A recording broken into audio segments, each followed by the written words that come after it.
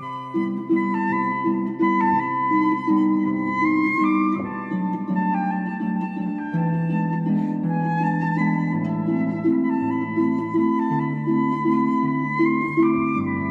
you're looking for a perfect chill spot near the city, I highly recommend checking out Heel House Dining, formerly known as Maura's Place.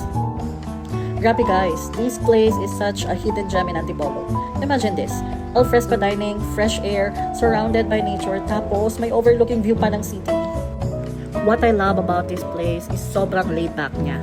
Hindi siya intimidating, very welcoming na mga staff, and best part, pet friendly siya. So pwede mong dalhin yung fur babies mo while enjoying your food. Speaking of food, hindi ka rin mabibitin. They serve Filipino food and some Western dishes. Must try itong Heel House pizza nila na 4 formaggi na super flavorful na perfect match sa honey. At syempre, paparisan mo yan itong pesto pasta nila na hindi tinipid. Pag sinabing pesto, ito yon. Of course, meron din silang crispy beef tadyang at sisig na sure na pasok sa panlasa mo na mahilig naman sa rice meal. Ang perfect talaga ng place na to habang kumakain ka, lalo na during sunset. As in, ang ganda ng vibes, very relaxing, and hindi ka talaga magmamadaling umalis. Kaya naman, kung after mo kumain at gusto mo pa mag-dessert at mag-coffee, recommended din ito.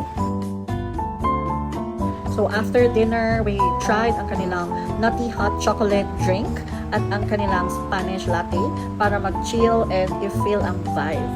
Samahan mo pa ng tropical mango cream crepe at lemon butter and sugar with additional vanilla ice cream na pang dessert habang nagre-relax ka.